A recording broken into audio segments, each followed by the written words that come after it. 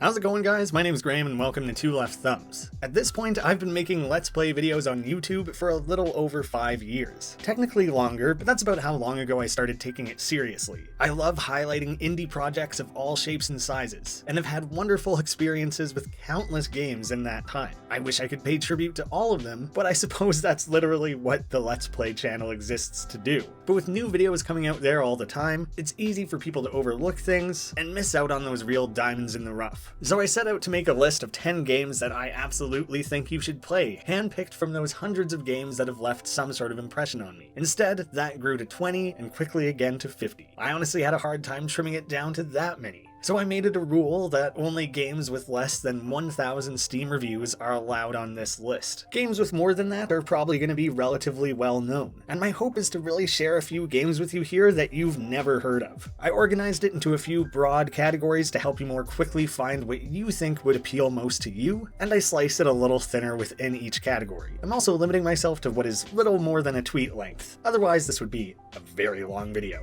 In the end cards and the description, I'll have a playlist that includes my own Let's Plays for each and every one of the games on this list in order. So here is my elevator pitch for 50 different indie games that I think you should play. Starting with party games. Mostly local multiplayer, although a few of them have online functionality, and with Steam Remote Play Together, games being local only kinda matters less than it ever has before. There was a time when the Let's Play channel was titled Two Left Thumbs, and the concept was to exclusively play games in pairs or as a group. Most of these games on the list are made with groups of 3 to 4 in mind. While they often support 2-player, that's usually the tipping point where you get the most out of the game, but I will open it up with a pair of games both made for 2 players. Very fitting for a Two Left Thumbs video to start with 2 2-player games, no? 1. Duel on Board. The core gameplay is somewhere between a game of chicken and sumo wrestling, trying to push your opponent back while you push forward. It's all about perfect timing, and after a few rounds, it becomes all about the mind games. Fake outs, spam attacks, bold moves, whatever you need to do. Mix that with random elements and hilarious alternate game modes, and you have a game that you can learn in 1 minute, feel like a strategic pro after 5, and have plenty of fun for hours. 2. Gold Rushers. It's a semi-open world, timed prospecting game. You both rush around one of 3 maps, gathering as much resources as you can to deposit in your personal safe before the time is up. End the round with the highest value safe and you win. Between strange and exciting secrets around the maps, randomized events, and the ability to steal from each other's vaults, the game always devolves into utter chaos in those final minutes. Anything else in this section is going to require at least 3 players, some even allow for more than that, but I've never played any of them with more than 4, so I can really confirm the game is fun at that level. I don't know if it becomes too unwieldy beyond that. I'll start with some mini-game collections, which tend to be my favorite style of party game. 3. Yama Yama. There are 1,000 local multiplayer party games, but none quite like this. The hand-painted art style is pure insanity and really helps it stand out. But what kept us playing was the fantastic and fun variety of minigames. Bonus points for the patented fat suit mechanic to body check other players at any time. There is plenty of substance here to back up that style. 4. Shipped. The game is simple, the art is simple, the minigames are quick and easy to pick up. But the variety is great, the controls are beyond smooth, which the whole thing is really hinged on, and it's so charming. Each new round had a new moment of us jumping and shouting with excitement. More than almost any other game on this list, I think a little highlight reel would really sell you on. Oh, that was easy. I was not looking at the right ship. Let me just let that happen. Really? I'm still in. Uh-oh. There's a little bit here. No!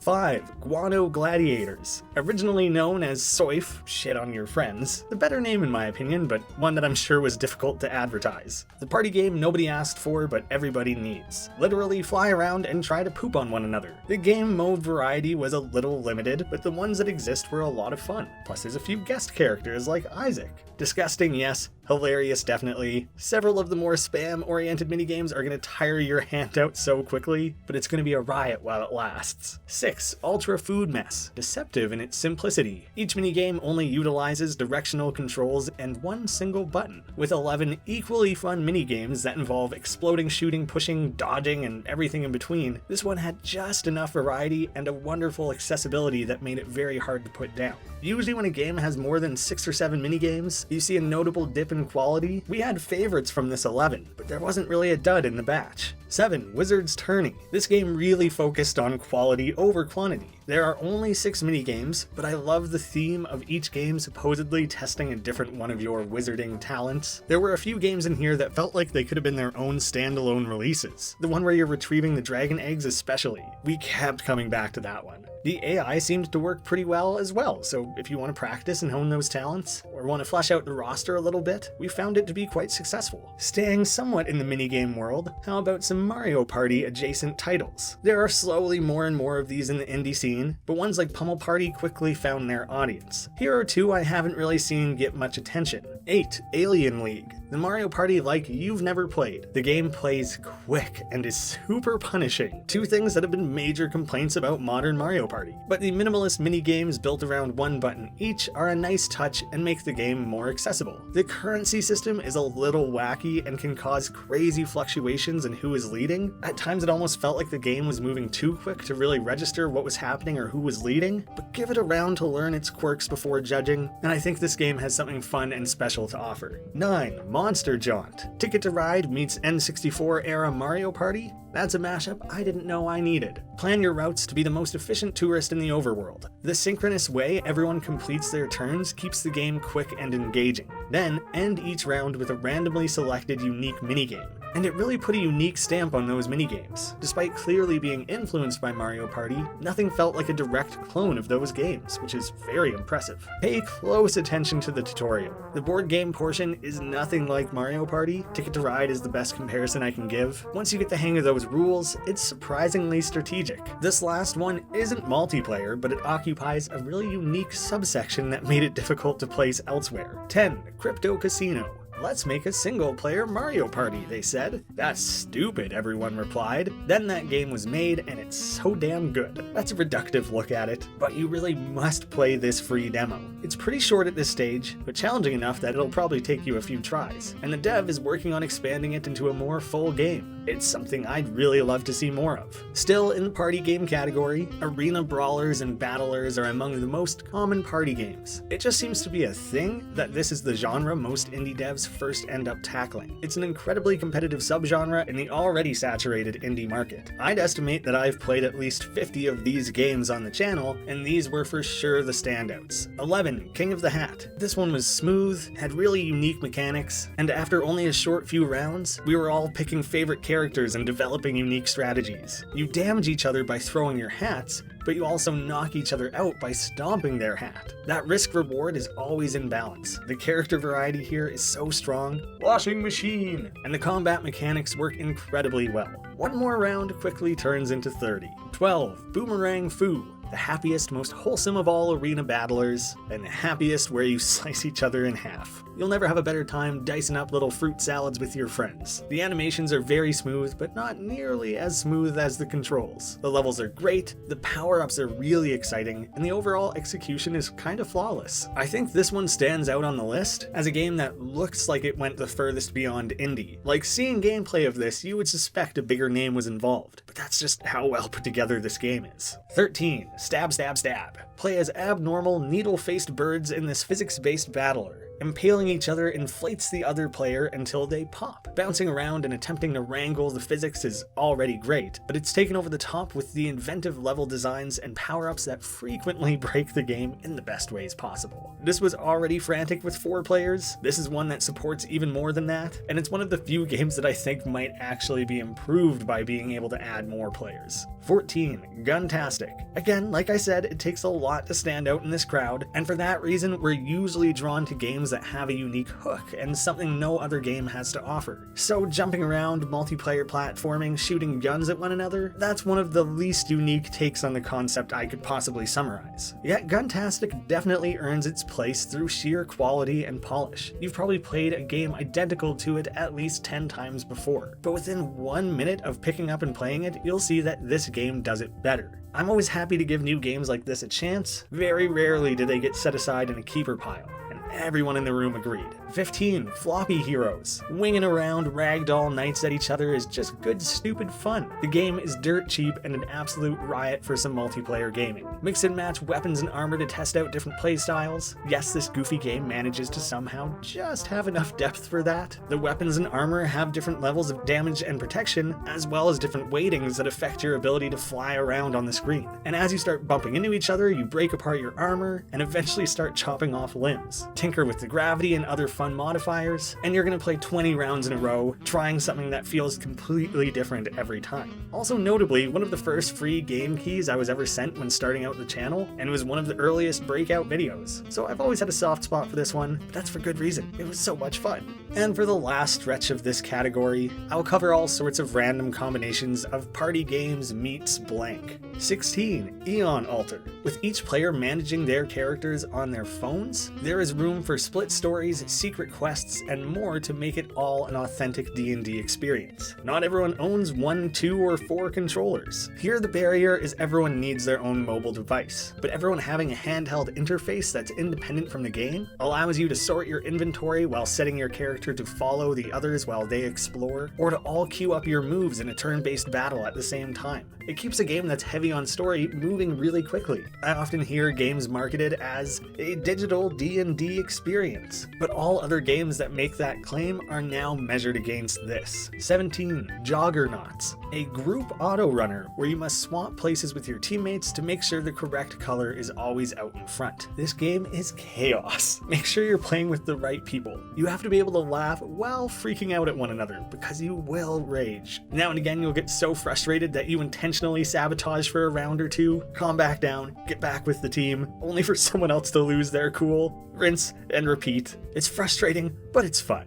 18. Light Fingers. Oh man, did this game ever leave an impression on me. I love that as you discover these different tiles, they flip around and the shops open up like dioramas. I knew I was gonna love this game before ever playing it, and I'm so glad the gameplay backed it up. A multiplayer thief-based deck building board game. That's a mouthful, but it checks off all those boxes so thoroughly. The best looking digital board game that kind of ruined the look of almost every other version of that concept for me. It does board games better than most, and it does low poly better than most. Strategic, with action-filled dungeons and super customizable rule sets. We loved our first run of the game, but came up with a small list of things we thought could play out differently, and as we started adjusting all of those rules, the game just got better and better, and the more we started customizing the rules beyond how we thought the game should play, and more to just try out the crazy variety it offered us. Lay traps, rob shops, place bounties on each other's heads, it's kind of perfect. 19. Dark Data. A faithful recreation of N64-era first-person shooter games like GoldenEye with modern sensibilities. Seriously, how are people not going buck wild for this game? It's everything everyone has claimed to want for decades. It has a single-player campaign as well, and while that's still well done, the game is so easily worth it to have a multiplayer GoldenEye that plays like you remember that game playing, not how it actually plays when you try to revisit it. The next big category is Roguelikes and Roguelites. Probably my favorite genre in recent years. I should specify that I tend to not play the literal roguelikes, the ones with turn-based mechanics based on the original game Rogue, so a purist might suggest that all the games in this list are roguelites only, and I think before playing any of these that I have to recommend, you should absolutely cut your teeth in the genre with seminal games like The Binding of Isaac, Rogue Legacy, Hades, Spelunky, Dead Cells, Gungeon. There's a lot at this point. It's a genre that just keeps on giving, so if you have 100 hours each in the aforementioned games, games, here are a few you've maybe missed out on. Opening with the more standard, action-oriented roguelikes that have been popular in recent years. 20. Roguelikes. The smooth platforming and auto-shooter gameplay combined with neon visuals really make this one stand out. I had hours of fun alone with this, but as soon as I played the co-op, it was lights out. It's so fun with a friend. Plus, it recently went free to play, so you have no excuse to at least try it. Instead, now you only pay to have access to that multiplayer version. But trust me, after you put an hour or two into the single player, you're really going to want the multiplayer. 21. Space Gladiators. I made a dedicated video hyping up this game, that's how much I recommend it, but since then it has left early access and has now reached its full potential. The fun combination of platforming, random events, hand-drawn visuals, and strange character variety offer up plenty to discover and enjoy. There are so many stats to upgrade, things have been well balanced since its first release. I say give it a go. If you need more convincing, you can watch that dedicated review. 22. Dreamscaper. This mashup might not be for everyone, but it mixes action, rich combat, story, puzzles, and more in a totally unique way. Recently, Hades has done a perfect blend of roguelike and story, but Dreamscaper totally did it in a different way. The roguelike game takes place in your dreams, while between runs is in a waking world, where you actually improve your character and make progress through those relationships. On paper, it might sound like Hades, but both the combat and story portions feel totally unique. I love deck building roguelikes as well. Slay the Spire is one of the games I've maybe put the most time into in recent years. My absolute favorites of the genre have been discovered through the channel, but most of those have mainstream success of their own and have already earned well over 1,000 reviews and plenty of recognition. But perhaps you still missed these too.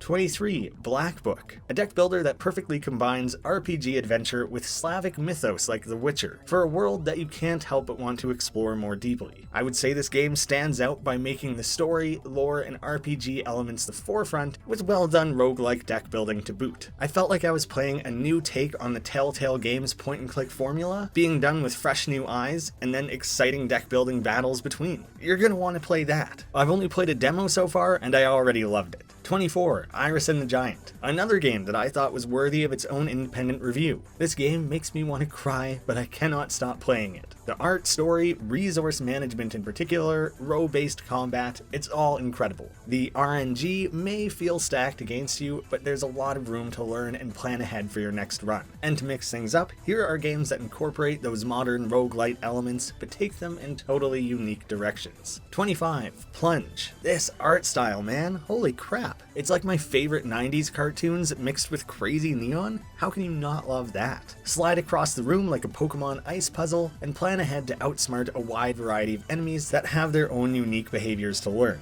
That puzzle meets action roguelike gameplay is awesome, and the boss battles are dope. The game caught my eye with a little bit of visual nostalgia, but I kept playing because it was so fun. 26. Round Guard. I could have sworn I designed this game. It just agreed with me on so many levels. It was an excellent blend of casual and action that kept me coming back, spending hours in the evening bouncing around and having a great time. But as someone who was essentially raised on Flash games, a more simple cartoony art style is never a negative in my book. It's probably too slow, too chill for many, and runs take a little longer than you'd expect for a game that looks like it was maybe made to be a 5-minute time killer. Go in knowing that the target audience is a little more slow and chill, and that'll help a lot. 27. Kingsway, an RPG roguelike that's formatted to use old Windows desktop design as the UI. An utterly bizarre way of designing a game, but oh man is it memorable. It becomes all about time and space management, with all the classic RPG elements condensed into on-screen windows. Make snappy decisions, because a looming darkness is always pushing up behind you to end your run. It may not look like a lot going on screen, but with that constant time pressure, you're always in this wild frenzy that's so exciting. 28. Bloody Rally Show. This one lands at the end of the list since it's probably the least roguelike-y, even if it advertises itself as such. But ignoring that, it's one of the best top-down racers I've ever played. Race through randomly generated maps that always feel handcrafted, which is very impressive. Outrace and outbattle your opponents while entertaining and occasionally crushing the spectators to really stand out. The story mode is an absolute riot, but this game also has a robust and crazy fun fun multiplayer mode as well. It was hard to know whether or not to put it in one of the best roguelikes or the party games. Yeah, this game has a lot to offer. Moving on to puzzle games. I would say this genre is rarely my thing. If it's too simple, I get bored quickly. If it's too complex, I feel overwhelmed and switch to another game to escape from an experience that was meant to be escapism.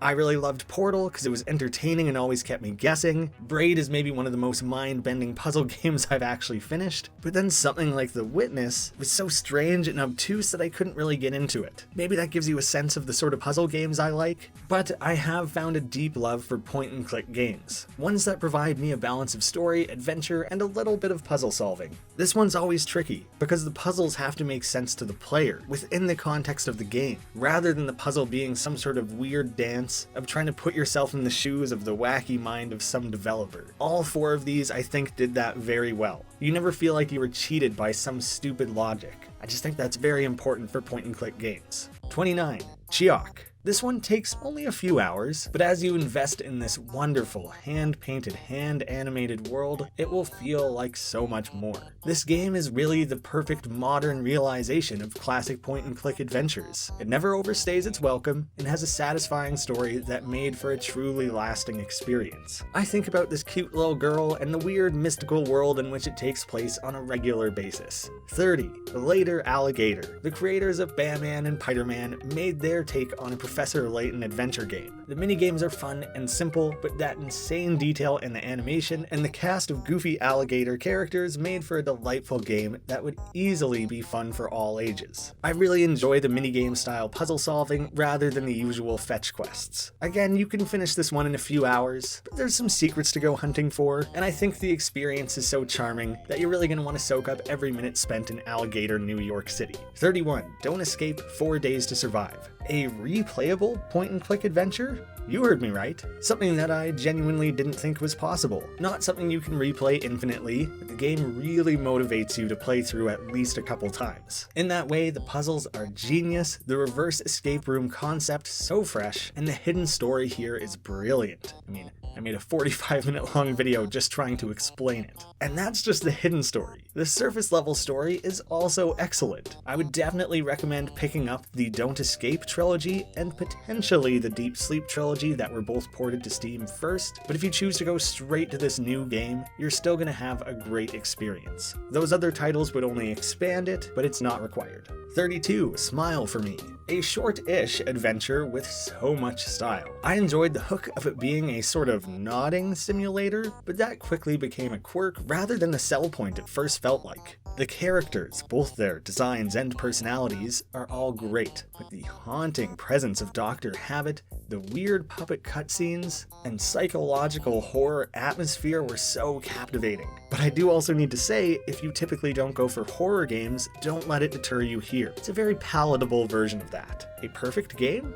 Maybe. And I genuinely mean that. I love all the games on this list. Very few of them would be perfect 10s out of 10s, and this is one of them. And for these last 4 puzzle-oriented games, I'm going to list them by increasing levels of action in the gameplay. 33. Potion Craft. There's only a demo for this one so far, but the more I played it, the more I realized the depth this game had. Each new ingredient you add alters the shape, direction, and length of the path you're moving on, and you try to hit these little markers on the map as precisely as possible. From working your garden to brewing potions and managing a storefront, there is a lot on the go. Manipulating ingredients through your alchemy set to create precise movements that allow you to navigate a map and execute perfect potions to satisfy your customers. It sounds strange, but as you develop your own combos to more efficiently create each potion, it all really starts to click.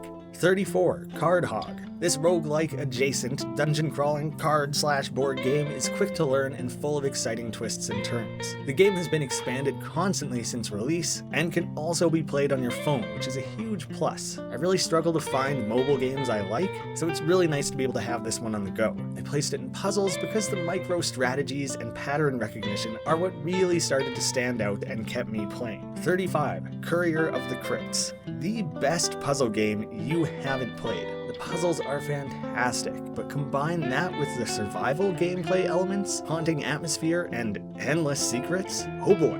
It's a crime this isn't more well known. If you're looking for a challenge but don't want a high emphasis on action, you owe it to yourself to play this one. It's really going to give you things you didn't even know you wanted. 36. Horus. Now this one, on the other hand, this is if you want a challenge both from the puzzles and the action gameplay. Some of the most complex, wonderful platforming I've ever experienced in a game. Puzzles aren't always my favorite, and I'm pretty picky about platformers, but this one was great on both counts. The puzzles often bent my brain in ways I haven't experienced since Braid, but I always felt motivated to keep pushing, trying new things, and really wanting to figure it out for myself. Plus, the story is so sweet, profound, and just perfect. Some might not like the relatively lengthy and semi-frequent cutscenes, but if you watch in earnest, they tell a beautiful story. Plus, there are hidden references like all over the place in this game, and they never really feel in your face. But the more you go looking, the more it has to offer, and that's always something special.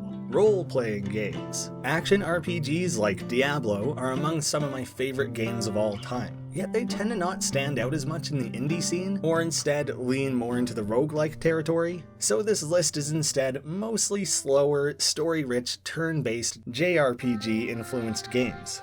A genre I didn't really grow up with, so I often lack that historic context, but have really come to appreciate these ones on their own. Okay, now there's an exception, first thing on the list, a game that straddles puzzle, RPG, and action in a way I've never really seen elsewhere, so forgive me for not knowing where to place it in all these larger categories. That would be 37 Battle Chef Brigade. Cool characters, satisfying story, hunting battle systems that work well, and then high-intensity showdown puzzles, an imaginative genre blending that is an absolute triumph. Plus the feeling of battling it out like you're an Iron Chef Fantasy Edition scratched an itch I never knew I had. I've never played the head-to-head local multiplayer, but I imagine it would be 2 people playing those showdowns, and that sounds perfect. I really enjoyed playing through the story, and while it itself would be worth replaying, if you could keep coming back to it to play against your friends or family, this one is going to stay in your rotation a long time. 38. Jimmy and the Pulsating Mass. The best SNES-inspired JRPG you haven't played. This game is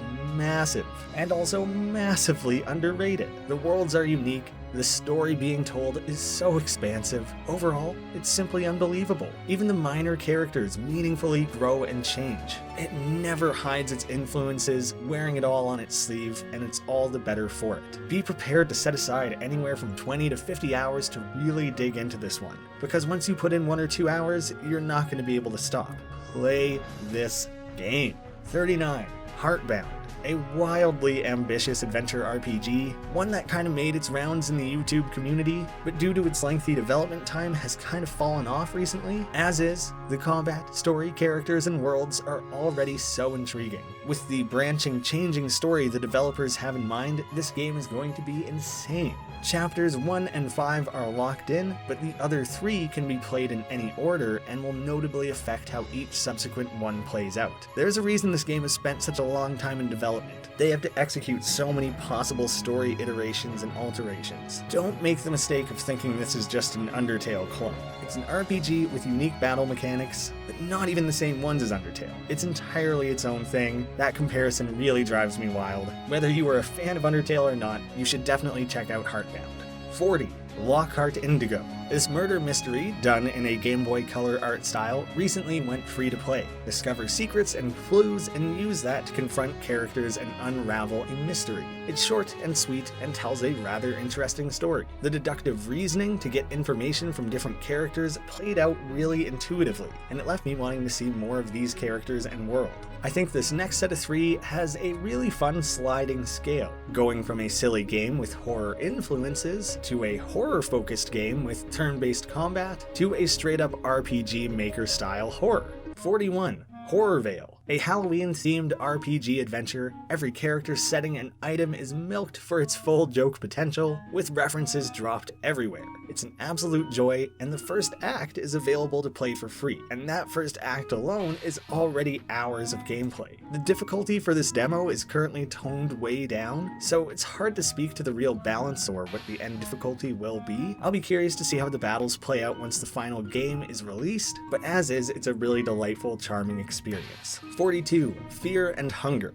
a body horror-focused dungeon crawler with the most grim, disgusting, and intriguing hand-painted art style that I utterly cannot describe. This game is mature with a capital M, there's gore and nudity aplenty. The lore is deep and the trial and error style gameplay very engrossing. You will die over and over and over again, and the game really encourages you to keep trying. I would love to do like a 3-hour lore video on this game, but I still haven't mastered things, and rarely live long enough to explore every corner and scratch every surface, but on every new attempt you find something new and interesting. The survival elements leave you struggling to keep your sanity and avoid starving, i.e. fear and hunger, all while avoiding having your limbs chopped off. The first time I was left trying to finish a run with both my legs cut off, crawling my way through the dungeon, trying to find a way to heal or a save point is gonna stick with me for a long time. 43. Project Cat, a revival of old-school RPG Maker horror games. The game is relatively short at this stage, but the potential here is enormous. The occult-oriented storyline chills the bones, and takes a few ominous twists that gave me the same feelings I had when first playing The Witch's House. In a way, the game also updates that formula, without simply spamming jump scares, and really making the ones it does include count. I cannot wait to see what this full game ends up being. And our final category, action, adventure. I always find the best games have a bit of both, so I'm kind of smushing them together. I put this last because it's kind of the most all-encompassing genre category I could have used. It tends to be where games get slotted when they defy other conventional genres, but I think all of them are worthy of this placement. I'm opening it up with 2 Metroidvanias, which is a genre that usually fails to grab me. There's a few standouts over the years, but I want you to know that their inclusion on this list is particularly high praise from me. I mean, this whole list is subjective, but I like to remind people kind of where I'm coming from. 44. Unworthy. Hardcore Souls-like combat in a 2D Metroidvania. It's hard because it's like Dark Souls. This game's as hard as Dark Souls. It reminds me of Dark Souls. It's a bit of a meme, but I think this is one of the games I played that really seemed to do the best job recreating that feeling in a 2D environment, both through gameplay and atmosphere. I found it to be just the right level of challenge while offering some really cool lore. Probably not punishing enough for some of you Super Souls players out there, but it does have a new game plus that really pushes that. I genuinely enjoyed secret hunting and working through some of the puzzles as well. Switching between and attempting to master all the different weapon types, it just really did it for me. 45. Grime. I've only played a demo so far, but it might be one of the biggest impressions a demo has ever left on me. Metroidvania combined with action RPG gameplay with a sickly melting aesthetic and creepy atmosphere, I couldn't really say no. Mutate, morph, and mold. You can hack enemies to bits, or absorb them and collect their being. At every turn, I wanted and kind of needed to learn more about this world. That intrigue and drive to explore and absorb it all is exactly what this genre is meant to be all about. And this one clicked for me in a way that few have before. I mentioned my love of Flash games before. That should be very obvious to people who have spent time around the channel with my Flashlight series. So I want to hype up a couple of Flash classics who have had full releases to bring them into the modern gamosphere, as us gamers typically call it. 46. Super Fancy Pants Adventure. I'm shocked how few people seem to know this exists. Everything you know and love about the classic Flash series, built upon and expanded in the exact way you would hope a full Fancy Pants game would. It plays exactly as smoothly as you remember. That is to say, probably better than it actually used to, and introduces a few fun new tricks and mechanics to keep it feeling fresh without bloating things. It was a blast to play through, and offers a few goodies like local multiplayer modes to keep you playing after you wrap up the short-ish story. I actually picked these 50 games and recorded this before this was true, but Two Left Thumbs has come on as a publisher for Fancy Pants Adventures Classic Pack. An updated way to play all the original Flash games with quality of life updates, and a guaranteed permanent way to continue playing these games you've always loved. I'm very happy to be a part of that. I generally just love the series. I'll be sure to have links down below. While I want you to check out every game on this list, I'm gonna nudge you just that little bit closer towards some Fancy Pants action. 47. Madness Project Nexus. This one has spent ages in development, but even from the earliest demo years ago, it was obvious that this was going to be the ultimate madness experience. Over the years, the combat has only gotten tighter, endless polish to really sell that old school violence, and expanded weapons, items, and story that create what might be now one of the best top-down shooters I've ever played. So at this stage, regardless of if you know madness, I think this game is still going to satisfy anyone who wants to plow through a wall of faceless goons. And considering the game is still being improved, I can't wait to see how it all comes together. And a few last ones to round this all out. 48. Aground. Mining and crafting might be two of the most played out mechanics of the modern era. It's present in literally every game and rarely feels new or engaging anymore. There is something about the pace of discovery combined with survival and building that really captured that authentic experience of it feeling like your first time playing a game like this again. There is a great curve of complexity that never feels overwhelming, which some developers seem to think is a hack to making their crafting games stand out, so I like the restraint shown here. It's a major surprise all around. 49. Speed limit. This is a super recent one. I imagine any trailer would really sell you on it, but I do want people to really understand it's one part high-octane action gameplay and one part memorization. Those two sound incompatible, but boy oh boy does it make for a wild ride. I know it won't be for everyone, but if you're okay with the memorization half of the equation, you're gonna love this game. That trial and error might frustrate people. You get to feel like John Wick, John McClane, and all the other action Johns at once. Each level has its own unique concept, and no single one ever overstays its welcome before moving on to a new, fresh challenge. And 50. Figment. A musical, dreamlike fantasy adventure that's fully voice acted with lovable characters. The world and designs are just so great. The puzzles are pretty solid, I would say relatively simple, and the combat rather effective. But the real highlights are the boss fights, which are incredible. They catapult this pretty good game into something I consider a must-play. The bosses sing at you in a variety of music genres. It's unlike anything else I've seen. The attention to detail and quality there went well beyond what I ever expected. I am so excited for the sequel. There you have it, 50 games that I think you should go check out. I'll put together a YouTube playlist of all of my own Let's Plays of these games, as well as a curated Steam list that you can easily go access and immediately start wishlisting and following some cool new games. Two more that I have to share but feel that they have to be, honorable mentions only, due to literally publishing the first and having been involved in the Kickstarter and heavily promoting the second many times already. It would just feel a little shady to slap them in the mix with the others. The first is Dead Estate. Obviously, I have a vested interest in this one. It's the first game ever that Two Left Thumbs is publishing, but there's a reason I got involved. This horror-themed roguelike shooter was clearly something special within 2 minutes of playing that free online demo, which is still available on Newgrounds and Itch, and more recently as a demo on the Steam page. But it has been expanded and improved in just innumerable ways. I cannot wait for everyone to see the finished release later this year. And Scrabdackle. This game charmed the absolute pants off me.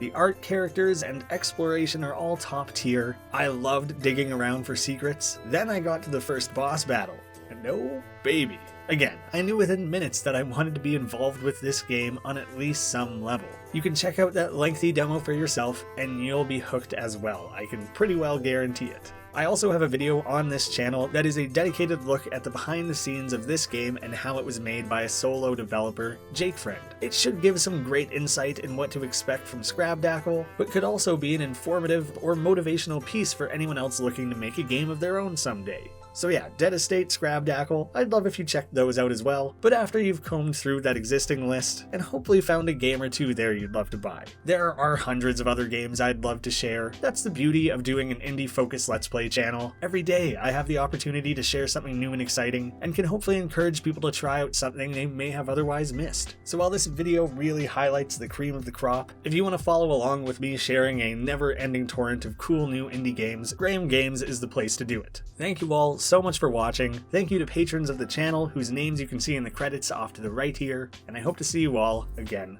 soon.